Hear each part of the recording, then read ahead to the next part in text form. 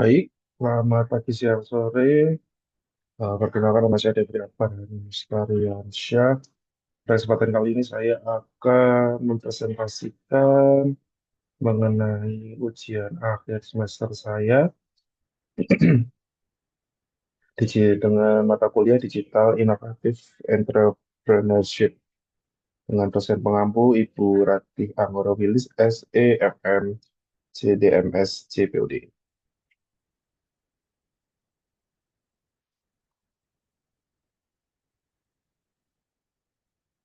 Jadi untuk UAS kali ini saya memilih opsi yang pertama. Untuk soal yang pertama adalah jelaskan secara singkat dan jelas pengertian pemasaran digital serta peran strategi pemasaran digital dalam mendukung keberhasilan bisnis digital. Untuk pengertian adalah sebagai berikut. Pemasaran digital adalah proses membangun dan memelihara hubungan dengan calon dan atau pelanggan melalui aktivitas online dengan target terukur dan interaktif untuk memudahkan pertukaran ide, produk, dan layanan dengan menggunakan teknologi digital.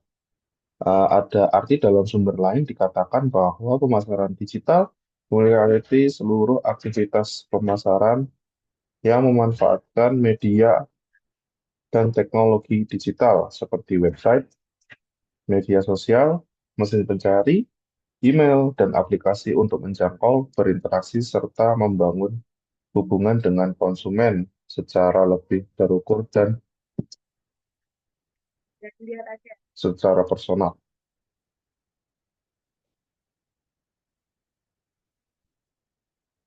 Kemudian ada 5 peran strategi pemasaran digital. Yang pertama adalah memperluas jangkauan pasar tanpa batas geografis dengan biaya relatif lebih efisien. Yang kedua, meningkatkan ketepatan sasaran melalui pemanfaatan data dan analitik. Yang ketiga, membangun brand awareness dan loyalitas pelanggan lewat komunikasi dua arah yang konsisten. Yang keempat, mendorong konversi dan penjualan melalui strategi konten, SEO atau SEM, media sosial, dan iklan digital. Yang kelima, mengukur kinerja secara real time sehingga strategi dapat dievaluasi dan disesuaikan dengan cepat. Berikutnya untuk soal nomor 2, jelaskan konsep strategi pemasaran digital termasuk tujuan, fungsi, dan pentingnya perencanaan strategi pemasaran digital bagi sebuah perusahaan. Berikut ini ada beberapa konsep strategi pemasaran digital. Yang pertama adalah memberikan arahan ke depan mengenai aktivitas pemasaran digital. Kemudian ada yang melibatkan analisis lingkungan eksternal organisasi, mulai dari sumber daya internal dan kemampuan untuk menginformasikan strategi. Kemudian menentukan tujuan pemasaran digital yang mendukung tujuan pemasaran.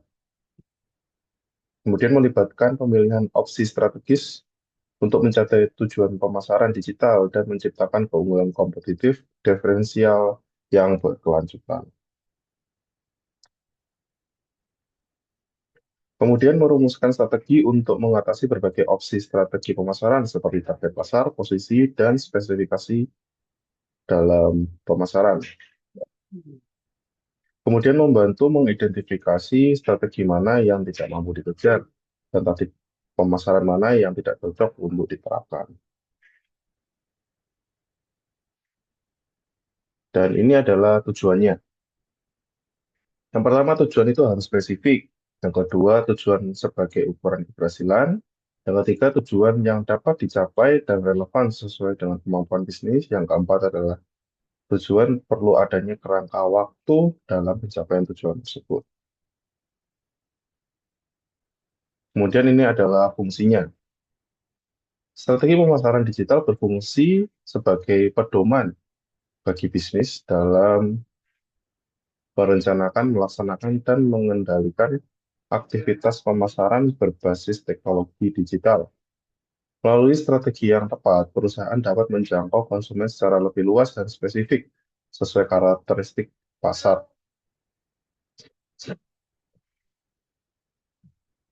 Selain strategi pemasaran, digital membantu meningkatkan efektivitas dan efisien biaya promosi, membangun kesadaran merek, serta mendorong peningkatan penjualan. Sehingga loyalitas pelanggan dapat terjaga. Dengan dukungan data-data analitik digital, kinerja pemasaran dapat diukur dan dievaluasi secara berkelanjutan untuk mendukung pengambilan keputusan bisnis yang lebih tepat. Berikut ini adalah peran penting perencanaan strategi. Perencanaan strategi digital memiliki peran penting bagi perusahaan dalam menghadapi persaingan bisnis yang semakin kompetitif. Perencanaan yang matang membantu perusahaan menetapkan tujuan pemasaran yang jelas, menentukan target pasar yang tepat, serta memilih saluran digital yang paling efektif. Melalui perencanaan yang melalui perencanaan yang terstruktur, perusahaan dapat menyusun pesan pemasaran secara konsisten dan relevan dengan kebutuhan konsumen. Berikutnya adalah soal nomor 3. Uraikan secara sistematis 6 tahapan model dalam perencanaan sospek. Berikut ini adalah 7 penjelasan umum secara umum untuk sospek. Sospek adalah sebuah model perencanaan pemasaran strategis yang digunakan untuk menyusun, mengimplementasikan, dan mengevaluasi aktivitas pemasaran secara sistematis. Sospek ini terdiri dari 6 poin, yaitu analisis, objektif, strategi, taktik, action, dan kontrol. Berikut ini adalah penjelasan-penjelasan secara detail. Untuk situation analisis, yaitu analisis situasi merupakan tahap awal dalam model sospek yang bertujuan untuk memahami kondisi internal dan eksternal perusahaan sebelum menyusun strategi pemasaran. Kalau objektif berfokus pada penetapan tujuan pemasaran yang ingin dicapai oleh perusahaan. Kemudian untuk strategi merupakan tahap yang menjelaskan bagaimana perusahaan akan mencapai tujuan yang telah ditetapkan. Kemudian untuk taktik merupakan penjabaran lebih rinci dari strategi yang telah ditetapkan. Pada tahap ini perusahaan menentukan alat dan saluran pemasaran digital yang akan digunakan seperti media sosial, website, mesin pencari, email marketing, atau iklan digital. Kemudian ada action. Action berfokus pada pelaksanaan nyata dari taktik pemasaran yang telah direncanakan. Kemudian ada kontrol. Kontrol merupakan tahap akhir dari model SOSTAC yang bertujuan untuk memantau dan mengevaluasi kinerja pemasaran. Kemudian ada soal nomor 4. Pilih salah satu perusahaan brand yang telah memanfaatkan pemasaran digital sebagai studi kasus. Kemudian analisis strategi pemasaran digital perusahaan tersebut menggunakan kerangka SOSTEC. Jadi dalam soal ini saya memilih brand kopi kenangan. Jadi kopi kenangan ini adalah jaringan kopi Grab and Go asal Indonesia yang sudah berdiri sejak tahun 2017. Dan kini berkembang pesat dengan ratusan gerai, lebih dari 900 dari berbagai macam negara. Kemudian berikut ini adalah analisis dari sospek dari kopi kenangan. Yang pertama, kopi kenangan berada di situasi situation analisisnya. Kopi kenangan berada pada situasi pasar dengan tingkat penetrasi internet dan penggunaan media sosial yang tinggi, khususnya di kalangan generasi muda urban. Urban ini maksudnya adalah perkotaan. Untuk objektifnya, tujuan pemasaran digital kopi kenangan diarahkan untuk meningkatkan brand engagement, mendorong penggunaan aplikasi, serta meningkatkan penjualan melalui kanal digital. Selain itu, tujuan lainnya adalah membangun loyalitas pelanggan melalui program digital seperti membership, promosi personal, dan komunikasi berkelanjutan di media sosial. Kemudian ada strategi. Strategi dari kopi kenangan berfokus pada pendekatan customer centric dan omnichannel. Jadi, kopi kenangan mempromosikan diri sebagai kopi berkualitas, terjangkau, dan mudah diakses secara online. Kemudian ada taktik. Kopi kenangan aktif menjalankan kampanye di media sosial dengan paid ads atau iklan yang berbayar, kolaborasi dengan influencer yang tentunya juga dibayar, dan memberikan campaign-campaign, dan memanfaatkan push notification, membagikan voucher digital, dan promo eksklusif di berbagai aplikasi. Yang kelima, ada action.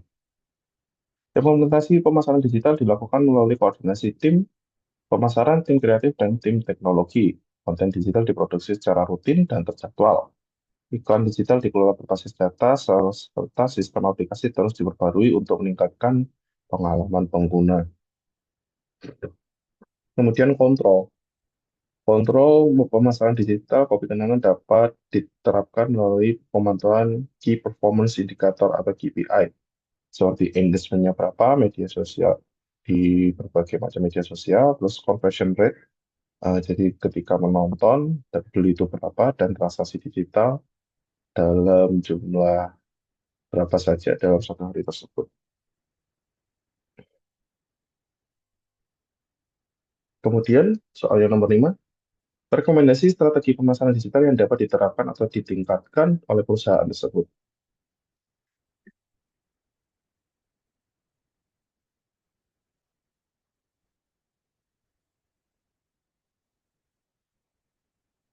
Berikut adalah beberapa saran. Yang pertama adalah penguatan personalisasi berbasis data pelanggan. Kopi Kenangan dapat meningkatkan keunggulan kompetitif dengan memaksimalkan data dari aplikasi dan transaksi digital. Kemudian optimalisasi konten interaktif dan user-generated content UGC. Untuk meningkatkan engagement, Kopi Kenangan dapat mendorong konsumen menghasilkan konten seperti ulasan, challenge, atau testimoni agar terasa lebih organik.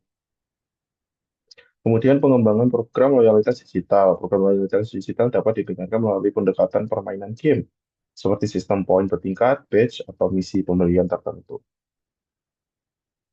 Kemudian ada pemanfaatan mikro-influencer atau komunitas lokal, seperti di TikTok ataupun di FB Pro. Selain influencer besar, Kopi Kenangan dapat mengoptimalkan kolaborasi dengan influencer mikro dan komunitas lokal yang memiliki kedekatan kuat dengan audiens. Kemudian ada integrasi omnichannel yang lebih konsisten. Pengalaman digital dan offline perlu semakin integrasi, misalnya promo berbasis lokasi seperti pada aplikasi TikTok. Click and collect atau kampanye digital mendorong kunjungan ke gerai. Kemudian ada penguatan analisa pasar dan evaluasi real time. Kopi kenangan dapat memperkuat